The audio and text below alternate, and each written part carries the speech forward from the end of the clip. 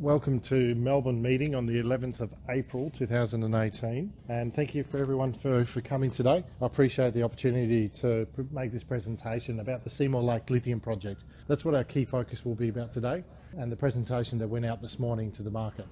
Why Ardiden?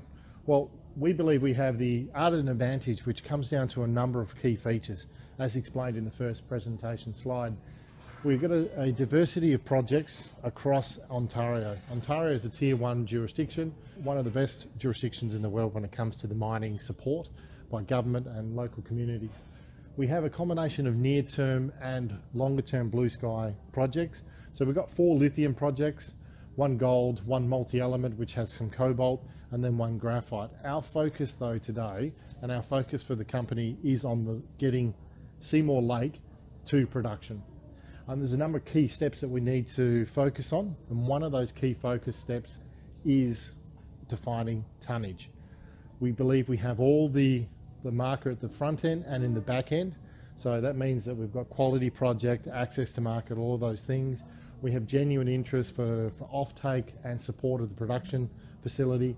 The key here is defining enough quantum to justify that expenditure and capital into the Seymour Lake.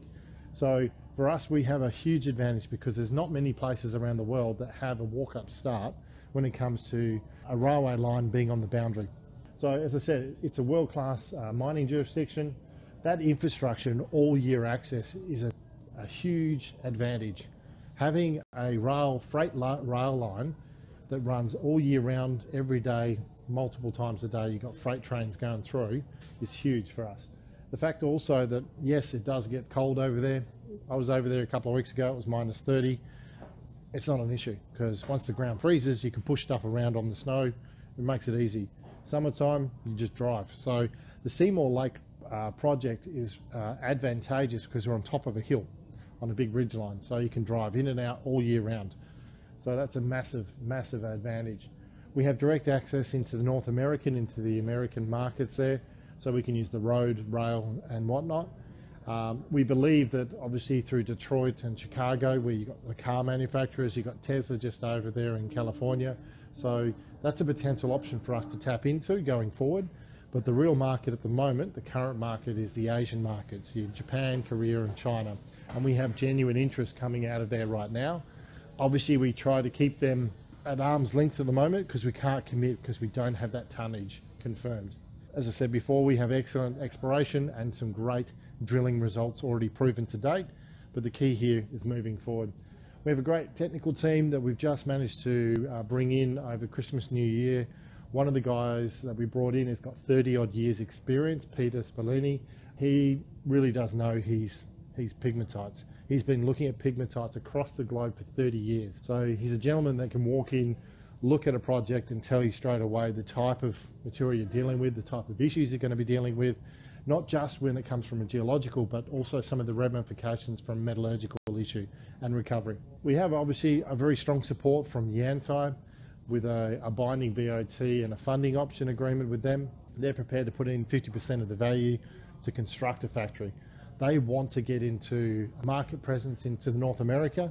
They've worked in Africa, in Russia, South America, but they haven't got market presence in North America. They see this as a very good opportunity. They are experts in their field. They build very large production facilities for lithium concentrate, but also for lithium carbonate. They actually just recently built the Shandong Rufi production facility for carbonate, and Shandong Rufi is one of the big 3 in China where they buy and produce the lithium carbonate and lithium hydroxide. We're lucky enough that we've got cash in the bank at the moment, around just over $2 million sitting in the bank, around 2.2. So we can continue to aggressively explore and look at moving these projects forward. Moving on to the next slide, we're looking at, as I said before, this is a tier 1 jurisdiction in Ontario, Canada. There's not many places around the world where you can walk into the mines department without an appointment and sit down and meet with half a dozen of the geological team, and they know your project and will talk to you, provide that support. The team in Thunder Bay are absolutely amazing. They help organise meetings with First Nations. They can help organise service providers, whether it be a drilling contractor or a surveyor or whatever, and they're actively looking for ways that can help you move forward. They're also the point of call when it comes to our environmental baseline study, which is currently underway. They become a central database so that other agencies will work with them, and then it's just one point of call. So we're not dealing with 20 different federal and state agencies, we're just dealing with one. It is an amazing facility they've got set up there. We've got very low sovereign risk, we've got world-class infrastructure, the road, power, communications, all second to none.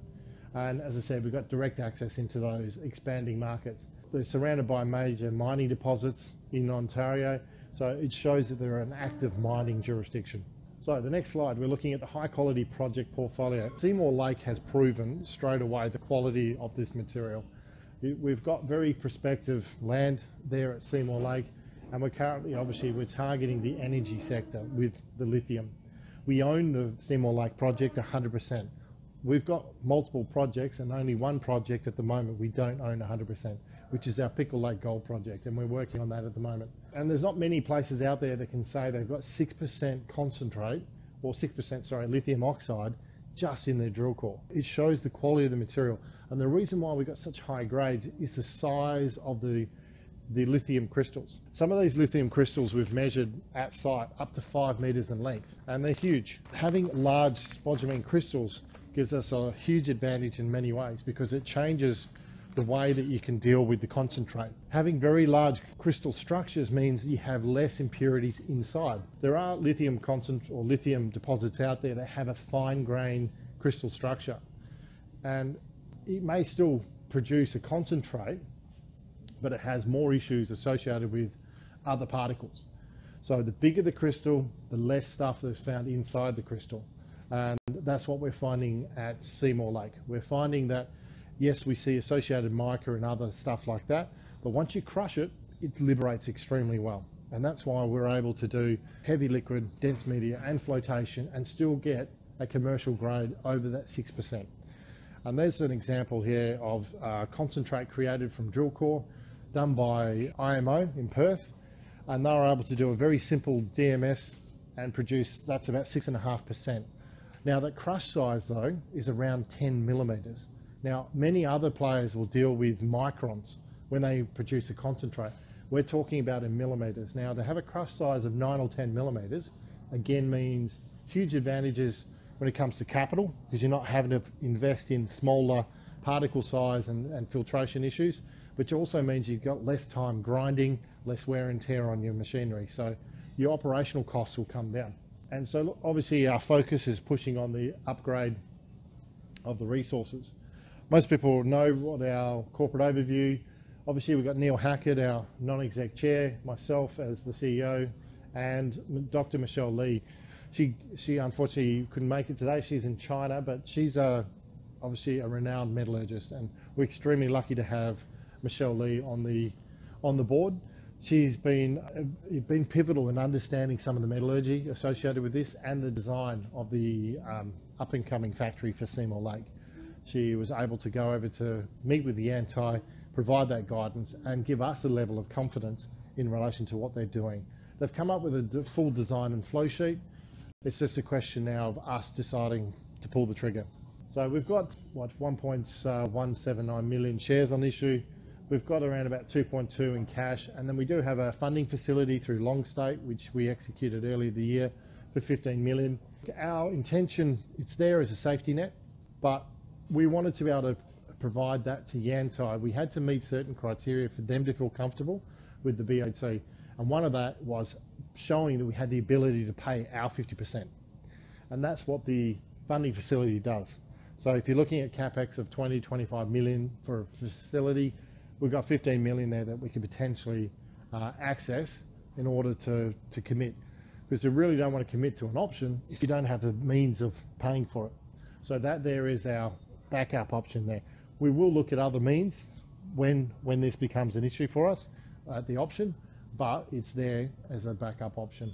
Obviously, we're not overly happy with some of the current prices with the share price, and we're hoping that the upcoming news flow will help to rectify that. Unfortunately, some of this might be a little bit repetitive, but we're on the next slide.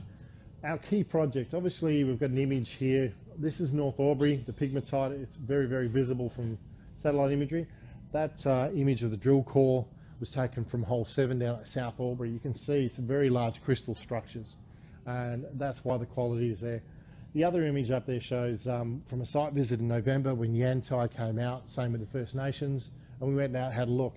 Now, yes, it was snowing, and there was a lot of, it was bloody cold that day, but it shows that Yantai are taking this seriously. They're willing to commit money and time and energy, and they've already done that already. So they're not just there. And this is just an overview of when you look at the mountains. It's quite dramatic and beautiful countryside, but this is logging country.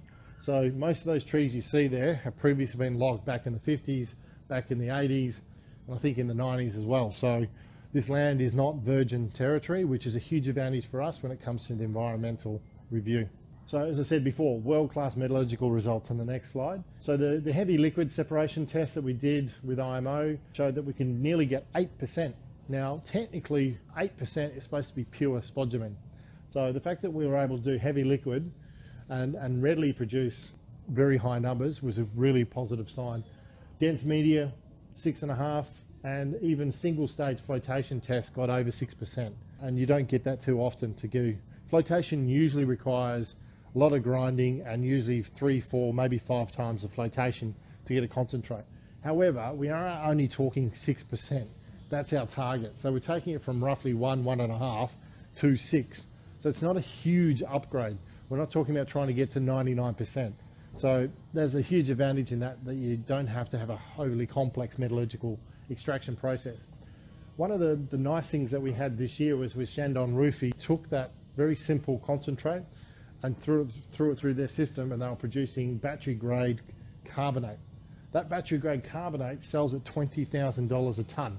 And that was without them upgrading or refining the concentrate before they put it through the system. They just threw it straight into the system, and they were able to produce that battery grade first round.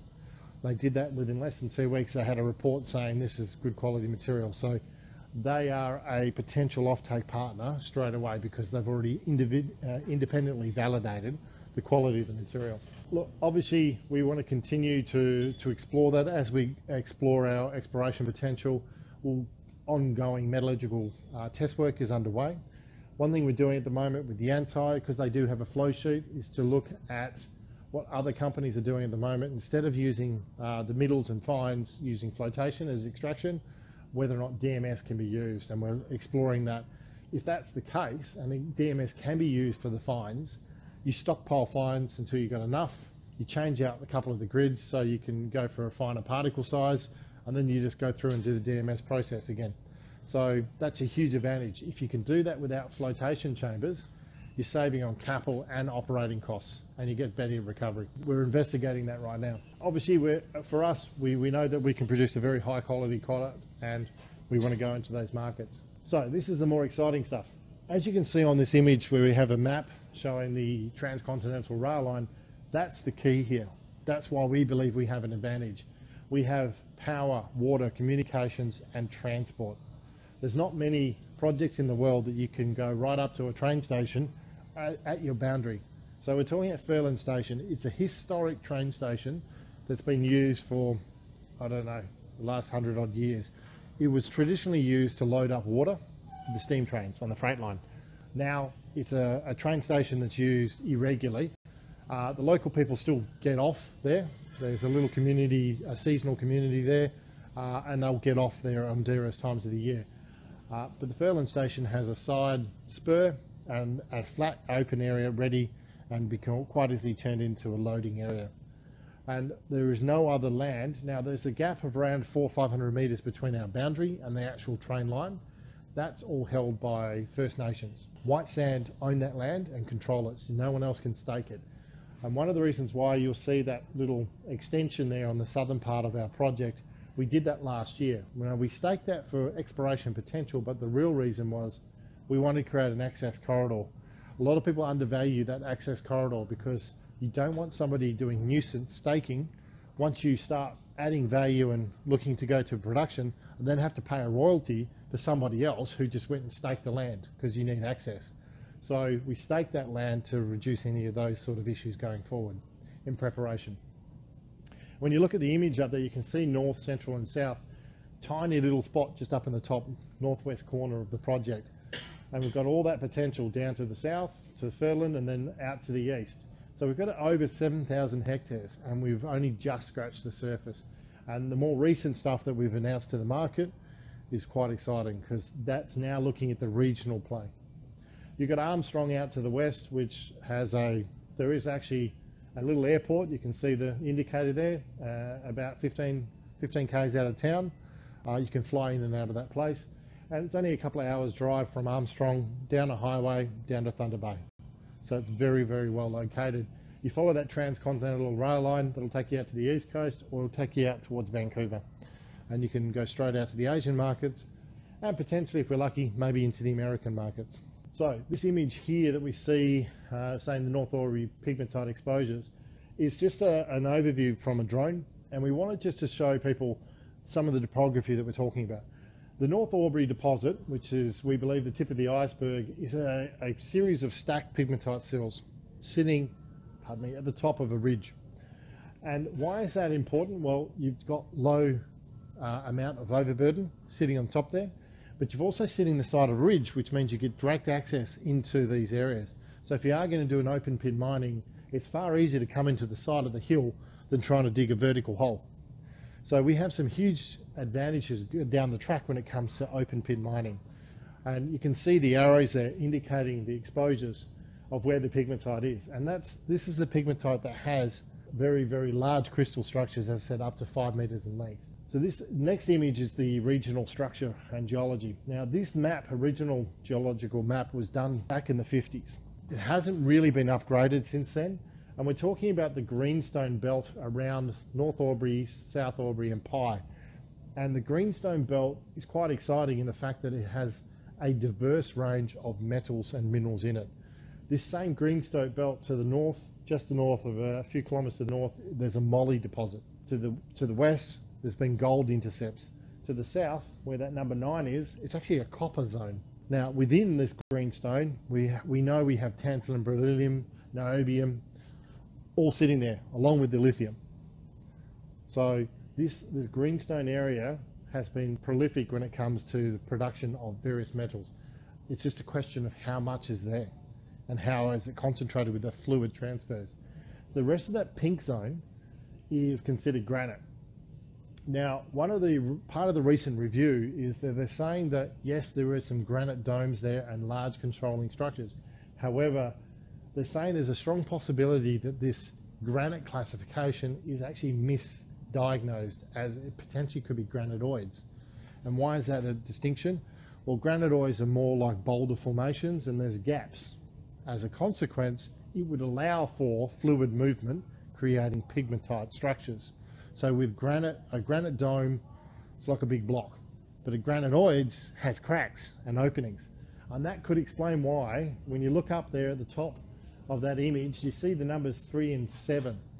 They're historic pegmatite structures that were identified back in the 50s, at the same time as North Aubrey, that was found in Pye. They're supposedly sitting on top of a big granite. Yet you've got pegmatite exposures with lithium in it. So either there's some big cracks in the granite, or they're more granitoids and there's more activity in fluid. And that becomes more important when we start looking at the next lot of images. On the next slide, on slide 11, we're looking at a topographical image overlaid with the lithogeochem. Now, the lithogeochem was done back in 07-09 by Stockport, the original owner. Now, we didn't have a 3D image before. It took us a little while to get the topography, but now that we have that, and they overlaid the lithogeochem over the top of the project area, this is just focused around Aubrey. The Aubrey, there's North Aubrey at the top there, central and south. So these areas are quite interesting in the fact that the enormous zones that we see, some of the darker ones, the stronger zones, aren't any pegmatites that we've traditionally identified or drilled. We've also, around South Aubrey with the lithogeochem, we did multi-element test work has been done. There's actually a very, very large tin anomaly, which is an indicator of complex spodumene or complex pegmatite structures. And the tin is a good marker. There's a very large anomalous zone there. The other one is out to the east of North Aubrey is a very large anomalous zone and that becomes important. You'll see in a sec. But these pink stars, they're all identified pegmatite exposures. So they're outcropping. Not all of them have visible spodumene. Now, our previous geological team in Canada kind of wrote them off and said, well, they've got no value.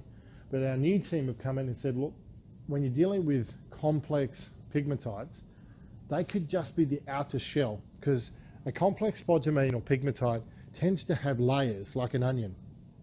The apatite at the outside is barren. It doesn't have spodumene in it. But you go through a variety of layers and you start to see your tantalum, beryllium, and niobium as you come down, and then more in the core is where you start to see spodumene. So what some of these barren pegmatites don't have visible spodumene, but could be the outer coat. You head left, you head right, you head north, you head south, and you'll find spodumene. So they weren't properly explored, and for that I'm extremely frustrated that they weren't explored properly. But that gives us quite a big level of excitement, is that now that we have a team who understand the complexities of this, this is combined with the fact that you have local fractures going through, and you also have land subsidence. So you see this image here, you can see South Albury, and then it drops very quickly. Well, it appears that a local subsidence, that means that's what's created this ridgeline. So there's been a big drop of soil.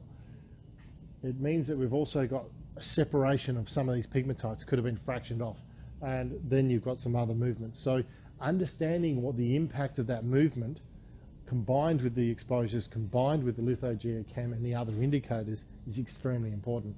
And what we're doing is next month, at the beginning of next month, I'll be out there with Peter, and we're going to be going out to ground truth, orientate, and to do more sampling. The exploration potential has been dramatically expanded in the last couple of weeks because we had satellite imagery and we've been able to go through and identify structures. Now the image here you see there, it says large spodumene crystal. Well, see the size of that, it's about this big. If you're looking roughly, what, I don't know, 20 centimeters across that crystal structure. Now that was a crystal that the mines department took last September when they came out to a site visit. They got super excited and went, we don't get to see these sort of too often, and punk, choked off a big chunk off the top of the outcropping zone, and they've gone off, cleaned it up. And that sat at the PDAC in the mines department to show an example of a high quality spodumene crystal. So North Albury obviously is being promoted by the mines department, but it just shows a very large crystal structures are hosted in that location. That's why it's exciting, because it's not many in the world that have that quality of crystal structure. So for us, we know that we have multiple stacked pegmatite sills. Now, why is that important? There's two things. One, it's not often that you'll see pegmatites that lay flat. Most pegmatites in this region do vertical. Now, they could be high grade, wonderful things, but if they're vertical, that means the chances of recovering gets dropped dramatically. You could lose 2/3 of your material because it's too deep vertically. You flip it the other way, and if it's gently lying, that means you've got a higher chance of recovery because you've got a better chance of extracting or getting to the bulk of that material. And while we're lucky is that at Seymour, we have flat-lying pegmatites that are exposed at surface on a hill. So that's a huge advantage. What our current drill program is doing is testing some of the theories of what the guys put forward as where the potential extensions are. We're doing some ground truthing a lot with the lithogeochem. We're using a technique called ground penetration radar, GPR. It's a new technique that it's using old technology, but in a new way. And ground penetration radar is used for many things, but never really much in the way for lithium, because lithium is non-conductive in the pegmatite form. So it's really, really hard to use most of the other ground penetration with aeromag and everything else. But what we're looking at is ground penetration radar is looking for physical structures. Those physical structures are called reflectors. And now it could be a fault, it's a change of density, and that's what we're looking at. Pegmatites are different density to the surrounding granite and mafics. So that's what we're looking for with that sort of system.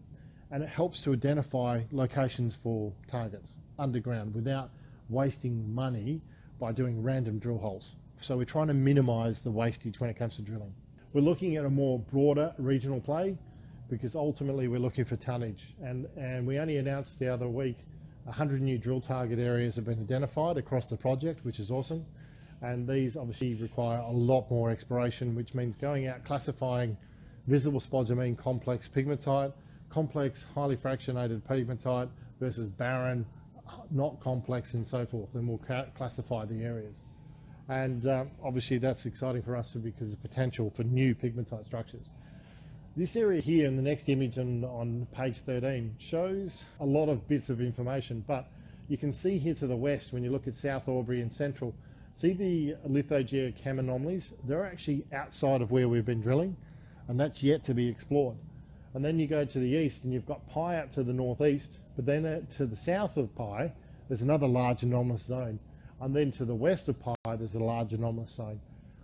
Then you look at this blue dashed line, that's the edge of the scarp. And that's where we expect to start to find more pegmatite exposures. They line up beautifully with the exposures that we've already done. And what we're trying to do is understand geologically why we have pegmatites and where we have them. What we've done also with the GPR is done a complete grid over the whole thing. And we're getting data that's coming in to tell us what's beneath the ground before we drill. So the next image I think it's on page 14 shows the GPR overlaid the anomalous zone, and a slightly different plane, but you can see the green squiggly lines. That's your reflectors. Now, we're not going to say, because we don't have 100% certainty, but we're saying that these reflectors are some sort of structure that shows a northeast trend, down dipping northeast trend, the same as what you're seeing in North Albury, and the same structures that we're seeing in South and Central Albury. So they're all orientated that northeast direction and have the same gentle down dip. What we're seeing also is that we've seen some correlation with these GPR structures. And when we're talking about stacked pegmatite sills on the side of a ridge, we're talking about a sill there and then another one beneath it as you work your way down the ridge. We're seeing the same image coming across with the GPR. So we're seeing these structures on angles stacked along this area. And if you look at North Albury, there's a couple of them, they line up perfectly with the top sill. There's another one that lines up with the bottom sill. Another one lines up with South Albury, another one lines up with Central Albury. So we believe they're the extensions of those pegmatite sills. The question is, what lies between North Albury and Central?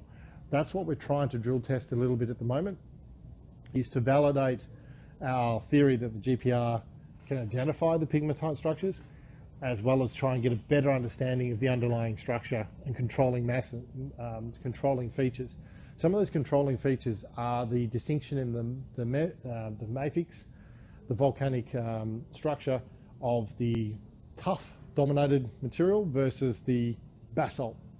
Now basalt is softer, and we believe that where the basalt dominated areas, the formation of pegmatites are stronger. Because it's softer, it can compress and allows fluid to grow and form larger pegmatites. We have intercepted, when we put out that last drill update, we intercepted to the west of Central and South, so northwest of Central, a number of pegmatite sills, but they're only 1 metre, 2 metres thick in the tuff. But when you go to the west of them, they went up to 30 metres thick, back in the basalt. Now, it's a theory that we're testing at the moment, that is that one of the controlling definitions? Because if it is, if basalt seems to be a more favourable location, what we're then going to try and figure out is, where are the basalt zones? Why drill something that's not going to host large enough material that can be commercial? So these are all parts of the puzzle that we're trying to piece together, and over the next couple of months, all of that's going into the same model that we're working on at the moment. So these satellite images, when you look on page 15, you've got North Albury, Pi. Now Pi is very non-discrete. It's got a lot of moss on it, that's why it's green, but it's quite non-discrete. And so South Albury and North Albury are quite white, and you can see that straight away. What's interesting about it is, even on this satellite image, have you noticed that there's some rocky outcrops that run parallel? Just across that little valley to the west, you've got another structure. And if you remember back to the lithogeochem image, look what's over here.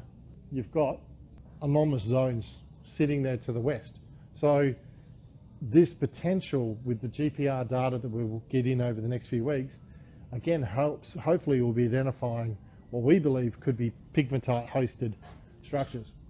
Okay, this is a little bit blurry, but when you look at it, this is the image on page 16 of target 62. The circled areas show it's a rocky outcrop in various locations, but within that rocky outcrop, if you look closely, you can see some white structures, but they actually tend to, so this tends to be going northeast, right? Within that, there's some cross-cutting features that look like there's been some cross-cutting fluid movement, which potentially is your pegmatites. And then 64, looking at 64 out there to the east of that image, again, very white, bright looking material. This is what we need to go and ground truth over the next couple of weeks. Once the snow disappears, I want to go and have a look at that and see if that's pegmatite. Now, we believe there's a strong possibility it is. Now, going on to the next page on 18, as we talked about before, Yantai have agreed to build, operate and transfer a concentrate facility. That concentrate facility means they'll spend, once it's operational and actually producing concentrate for 3 months, they'll be training the locals and us how to operate it and maintain it and so forth. But the fact they believe in what we're doing so much, they're prepared to put in 50% of the cost is a huge thing to actually get it off the ground. And bare minimum, they'll obviously provide offtake agreements and so forth. So that's a big step. Now, Yantai are the main producers of the concentrate factories and carbonate factories, as I said, for Yantai roofing. I think most people know about the rapid growing markets for lithium. The reason why lithium carbonate is sitting at $20,000 a tonne, they need more of it. And that demand is going to continue to grow as more and more people do energy storage and electric vehicles. That growth and demand is going to continue. So looking a year ahead for the next 3 months, during April, we'll commence the Pickle Lake DD drill program to go and validate some of the historic results. We are going to focus on the Casmanus drill target, where it has the historic resource of about 400,000 ounces, averaging around that 4 to 5 grams per tonne from surface. So we're going to go and validate that. If that works, then we'll figure out how that fits into the bigger play. But it probably, most likely, we'll have to figure out what is going to be a value add for us from a strategic decision. But our focus still remains on Seymour. We're continuing to do during April, we'll finish off the drill program that we're currently doing, and we're continuing to finish the GPR, the ground penetration radar, and then we're moving into ground truthing and mapping and sampling. I'm hoping to see some assay results. I'm hoping later this week, initial assay results from that last lot of drills, and we'll give some more updates. During May, I'll be on site again, be looking at those target locations. If we can validate that out of 100 targets, if 20, 30, 40% of those have pegmatites in them, then the expansion and potential for a really big upgrade in exploration potential grows dramatically. Now, it could have pegmatites, but does it have spodumene? That's the next question. So they'll be classified accordingly. And that's why it's an exciting time for us, because by the end of May, hopefully by mid-June, we'll have new exploration targets looking at a more regional play across the project. So we'll have drill results in May and can hopefully commence and potentially commence a drill program back at Seymour by the end of May, if the targeting goes well. In June, obviously, we're providing more updates associated with Pickle and the recommencement of the next round of Seymour Lake drilling, as well as more target generation. Driving us towards production on page 21, again, we are well funded. We 100% own Seymour Lake. We're in a great jurisdiction. We have a huge upside potential with the exploration targets. We're focused on this year's focus is tonnage, and with support of great strategic partners, the First Nations at White Sands and the Mines Department. We're in an exceptionally good location and we're able to move forward. Look, does anyone have any questions in relation to the presentation at this stage?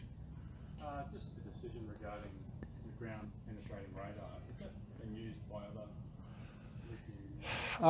Well, the ground penetration radar decision came to us about a month and a half, nearly 2 months ago. Guys in WA were using it locally as a method of obviously looking at extensions and potential identification of other pegmatites, and they had some pretty good success. The ground penetration radar is a very cheap alternative to many other ways. To go and hire the unit, it's like $1,000 for 3 months.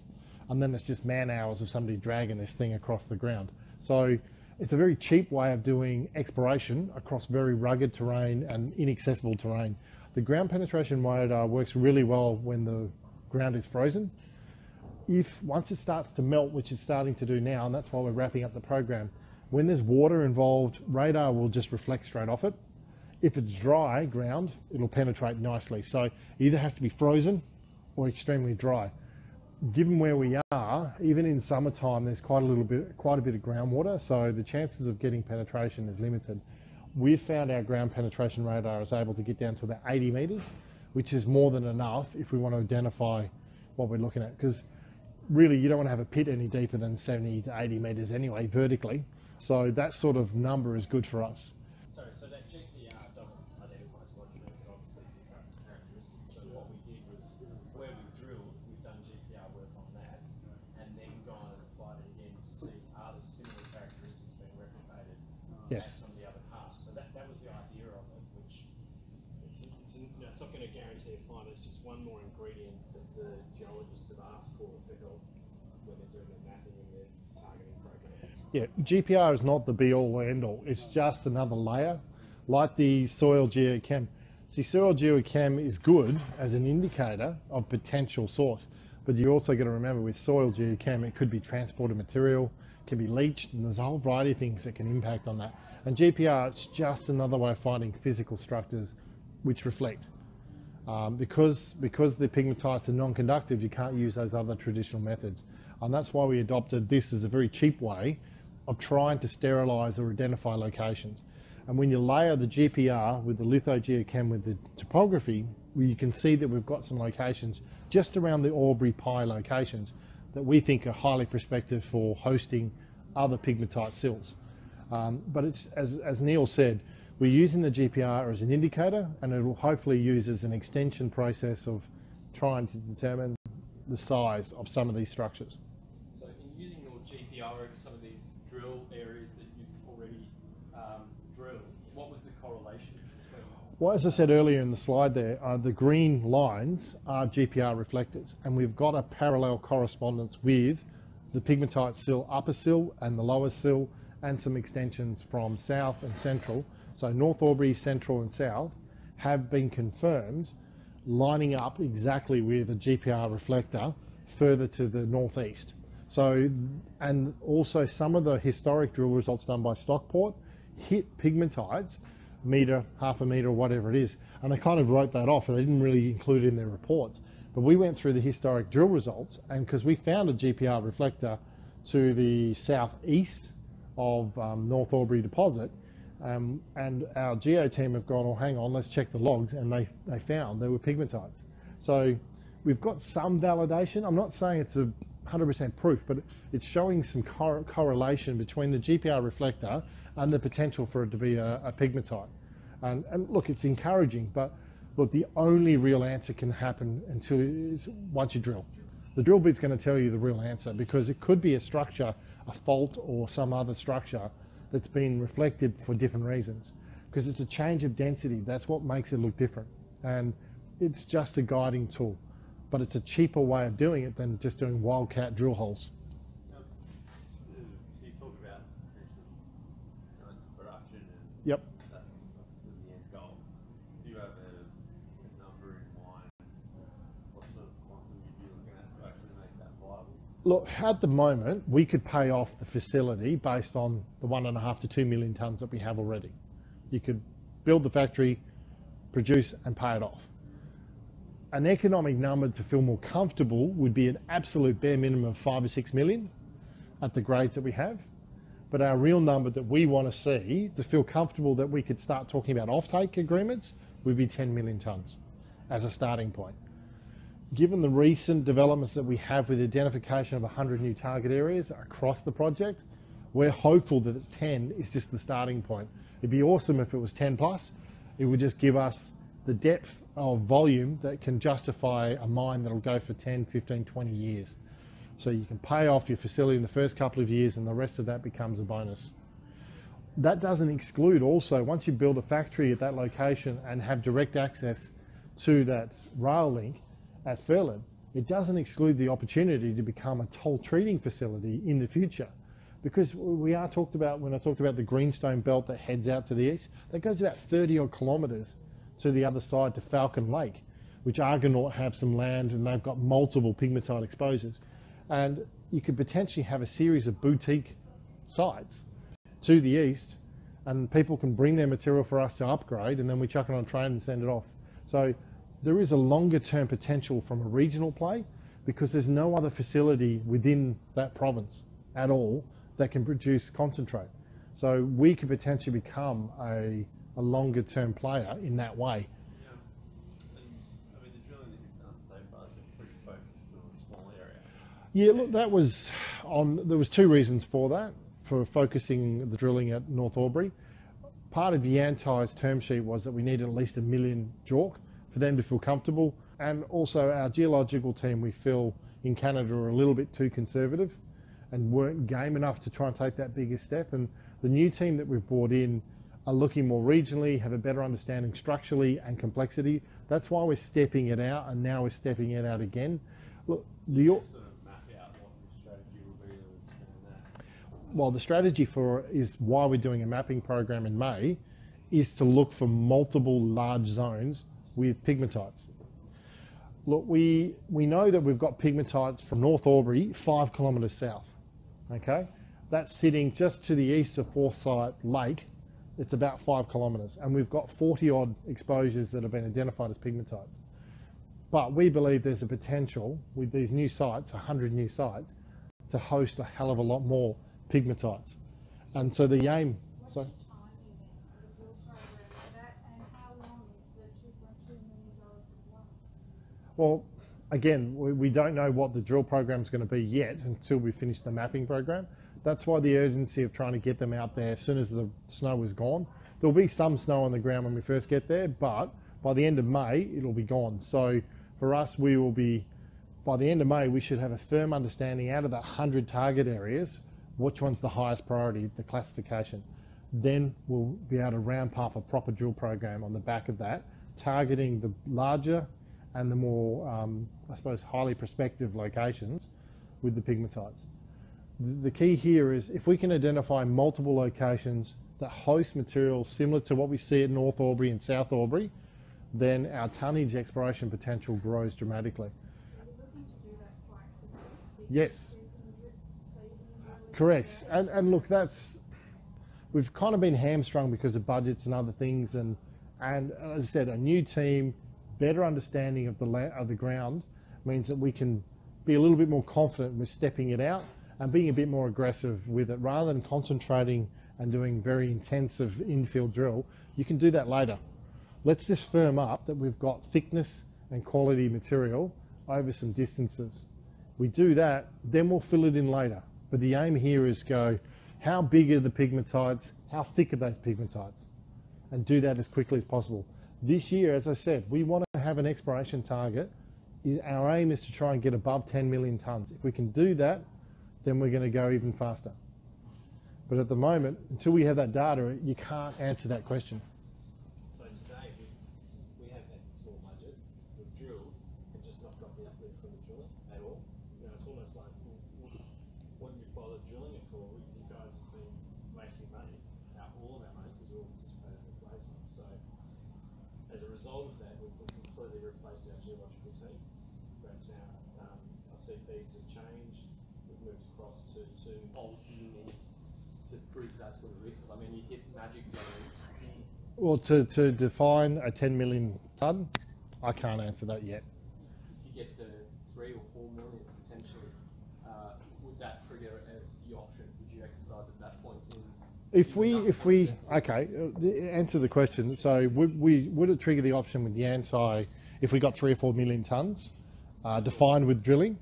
If the exploration target saying 10 or 15 above that, then yes, I think we'd be in a position to be able to pull that trigger. We pull the trigger and continue drilling and adding the tonnage.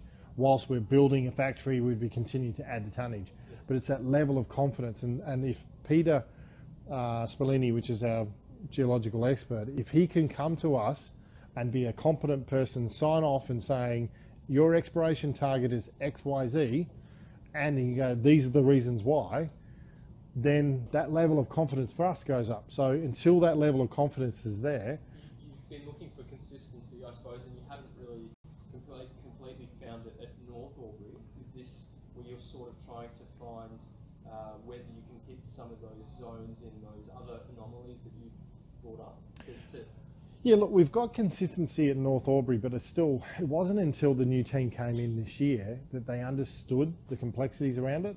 I think there was a little bit of naivety from our perspective that we relied on the geological team in Canada, and they just weren't seeing the bigger picture. So what's Peter's thought process since bringing him on board? What are his thoughts on specifically North Albury, on expanding out from there? And He's extremely positive on that. He's the one who said, well, have a look at Central and South and how that works. He's the one been pushing for the GPR. He's the one pushing for this whole mapping program. So he said there's a lot more potential there with just around Albury than what we previously thought. Because of that misclassification of those pigmatite exposures, the potential there is a lot greater than anyone had given it credit for. And that's just the tip of the iceberg when you start looking at the 100-odd targets across the project. What we want to do is cherry pick the best ones first so that we can go towards production as quick as possible. That's ultimately what we're looking for. And that's why this mapping program is essential, that we get out there, classify quickly, and then start validating through drilling what they are. But the amount of when and how that won't really be known until the end of May. The drilling, just to add, Brad, so the drilling and the assays that Brad's waiting for are based on holes that the new geological team have identified and said, go here, this is where you should go. Yeah, just adding to that, when the guys came in, we did some drilling at South Albury last year, the end of last year, and the previous geological team had interpreted the pigmatite sills at South Albury as dipping southwest. Well, the new geological team came in and said, look, looking at the structure, looking at your logs, you've misclassified it, it's actually dipping the other way. So part of this drill program was to say, well, can we test that theory? They put a couple of holes in and we hit a 30-metre zone. They said, told you, it's going that way. So they understood reference because they did a 3D model where the other guys hadn't. So they've taken the topography, they've taken the time to put the data in and then look at it properly, and it's from that knowledge base. And every time they add a layer of data, that knowledge is growing. So our confidence in this new team is so much higher because they've demonstrated very, very quickly in a very short space of time that their knowledge base about the pigmatites and where they should be going and the influence of the local structures and the fractures and so forth, what it's having on the pigmatites. The issue here is that we have a lot of pigmatite exposures that need to be properly explored. That means getting out to ground, looking at structural interp, taking some samples, finding out what they are. And we've got those 100 new locations. Well, that's huge because that means now we're not just scratching around looking at some of the older ones which we believe are barren. We're also looking for ones that actually appear to have pigmatite and potentially could be hosting spodumene. So it's exciting for us. You asked a question, Roman, about you've only got 2.2 million, how far does that go? In the past, we've raised cash on the basis of small raisings through placements with people who have not stayed on the register. So they've had a 25% return. Sorry. Yeah, so that's the meetings with the institutions. Brad can talk to Yeah. you about it. So what we're trying to do is not only are we tackling the exploration potential, we're trying to structure and get support in the market and on the register. And that's involved, one of the reasons why we're doing this information session is not just only to meet shareholders, but also to meet a series of brokers. And this morning we had some positive meetings with brokers, and we're talking about trying to get some key institutional support. If we can do that, we believe that will create a solid base of support, which will change the type of investment that's going to happen into the company. If we can get some proper institutional support, not guys that come in for a day or a week and then disappear. And it's a challenge for any micro company. You've got to be appealing enough and have the right story. And I think if an institution or institutions come in and they stay in, I think that's a huge plus, and will send the right message to the market that if an institution believes that we have longer potential and a greater potential for uplift, then surely, hopefully, your day traders and your other investors will also form that same opinion. So, and look, it's a challenge for anyone. We've got a market cap of less than 20 million. To bring in institutions, they normally have a prerequisite of 50 or $100 million. So if you can bring in a player that has that sort of clout, then I think that's a huge win.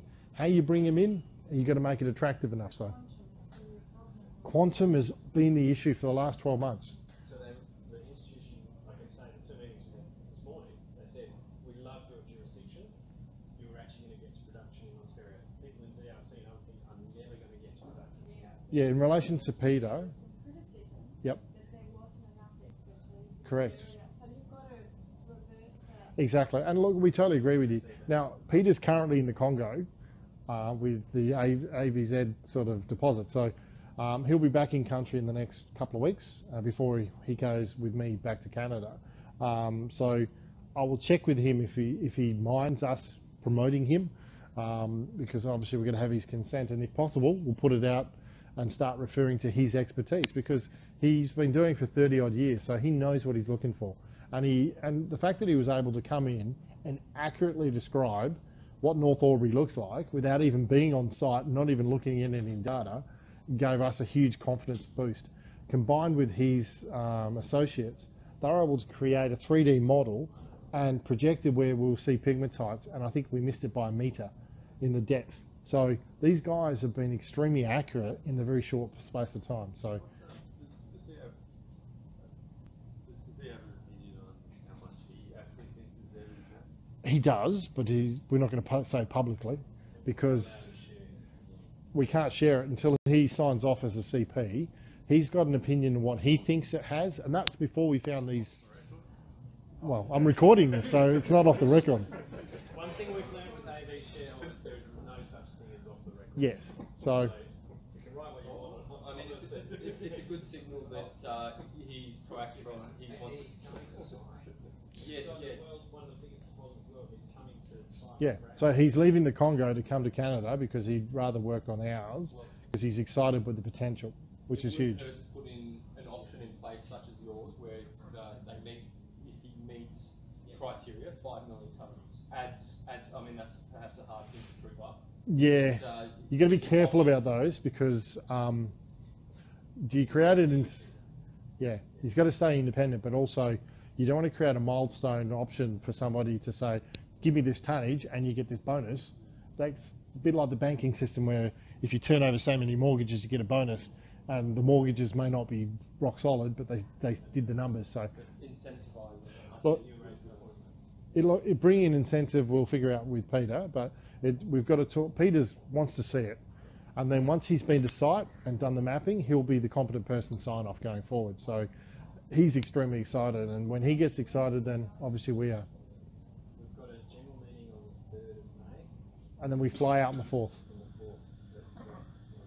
We've had to stay for the general meeting. Yeah, so the general meeting's the 3rd of May, and we fly out on the 4th of May. So as I said, I'm super excited to get out there and start looking at some of these target areas. So has anyone else got any other questions?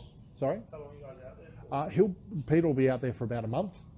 As I said, there's 100 target areas that we're going to go and explore, but he's also got to look at North Albury, the drill core, structural interp, understanding the impact of that local regional structures, and hopefully help to distinguish the basalt versus tuff dominated areas as well. Once you're on the ground, you get to see the local conditions, and it makes a huge difference to the interpretation. So, yeah. So basically going forward, you're not going to spend a lot of time drilling heaps in one spot. You're Nope. actually going to start spreading it out. Look, totally agree. And look, that's, as I said, look, that's a mistake from our perspective, in the fact that we trusted the Canadian geos to give us some guidance, but they became ultra conservative and they drilled too closely. We want to do broad space drilling on the back of identification of decent pegmatites. The key here is, if we have to drill 1 or 2 or 3 holes on a big pegmatite, say, yep, this thing's so many meters thick, we move to the next one. Do it again and again. And if we're really, really lucky, we're talking about maybe 20 or 30 sites, with multiple hits on large pigmatite zones, then our tonnage becomes a reality. So historically, yeah, so just to finish on that question, but historically we had to get the resource out so that the CP with the anti was satisfied. So there's, whilst we made a mistake, at the time we were forced to do that drilling in that concentrated area to get the resource out. Yeah, that's true. So the anti-term conditions said we needed 1 million plus, and we did that. So that was one of the driving reasons why we got a JORC resource at North Albury, was to meet the terms and conditions with the anti. Otherwise, they wouldn't be bound to give us the option. They could have walked easily. So previously you mentioned you thought it was snaking down like snaking channels. So now that it's actually going the other direction and not that way, No, there's this. more chance of larger sills than sections of snake. Again, don't know, because we're talking about pigmatite swarms. There's definitely still a swarm at the Albury area. It's a series of, it can be thin and large and thick. It's unknown at this point. And that's why the GPR is important, because we're trying to determine where these pigmatite sills sit. But yes, it's still a interwoven snakes across the from North Albury to Pi, and we expect to see the same pigmatite swarms as we go down from North Albury down to that 5 kilometres to the south. We're going to see a series of pigmatite swarms, and that's what we're looking for. If we can replicate North Albury and Pi and South Albury and that multiple times, then our tonnage target becomes a reality very, very quickly. I think up to date the drilling's been sort of surprise drilling where we as investors don't know where you're targeting. Perhaps with the upcoming drilling through Peter and Yes. the drilling team, if you sort of indicate as to where... We'll have a better drill plan once we've finished this mapping, and I agree with you, yes. Identifying drill targets, yes. Where some of the drill holes. Yep, that's a fair comment. And we will put a bit more detail pre-planning about where these drill targets are going to be. A lot of the drill targets that we've done recently were kind of decided a little bit just as we move, because we're still trying to understand the local structure. And that, now that we have that base, and with Peter and Steve, that are two geos, the main geos, they can give a little bit more predetermination in advance rather than trying to be reactive. So yeah, it's just one of those. It's a bit of a learning curve because it is an unknown quantum. You could have 100 pigmatites across the thing. Not all of them are going to be complex. Not all of them are going to have spodumene, and you're not going to know that until you've gone out there and inspected it, sampled it, chipped it, photographed it, and measured it. So you're not going to know any of that. And the real test about thickness is not going to happen until you put a drill hole in it. Another thing, Chris, those images that they were showing were new satellite images that we've only got access to in the last 2 weeks. 2 weeks. So previously we haven't had the depth of information on the sat images, whereas now we've purchased them and been able to get a lot better targeting support of what's Yeah. in the terrain. The new satellite imagery has just opened up a world of opportunity for us, and that's why, look, we were focused on areas that we had a better understanding around the Albury area, and that was the stuff that was originally mapped in the 50s. So it's that information that we had to rely upon, and until we could get out there this year and do that mapping program with Peter, we were kind of hamstrung. And once we found the satellite imagery, Peter said he's super excited because we didn't have that 2 weeks ago. It's only in the last couple of weeks we got the satellite images, and we're able to then identify these new target areas. So look, if all going well, by late May, I'm hoping we can come out and announce that we've identified 6 new target zones with pigmatites. If we can come out and say we've found multiple locations of new pigmatites, that's a huge plus for us. And hopefully then that'll be followed up with a larger exploration potential and be signed off. Because for somebody to be a CP and saying you've got an exploration potential of this much quantum, there's a lot of background work that has to happen, and the ASX won't let you put it out there under the JORC code unless you meet the criteria. And so Peter's very conservative in that way. He's not conservative per se, but he's conservative when it comes to putting his name to a number. He will only do that when he has a very, very high level of confidence. And as I said, he's extremely proactive and extremely positive about what he sees at Albury. as well as the rest of Seymour Lake. Welcome to Melbourne meeting on the 11th of April 2018, and thank you for everyone for coming today. I appreciate the opportunity to make this presentation about the Seymour Lake Lithium project. That's what our key focus will be about today, and the presentation that went out this morning to the market. Why Ardiden? Well, we believe we have the Ardiden advantage, which comes down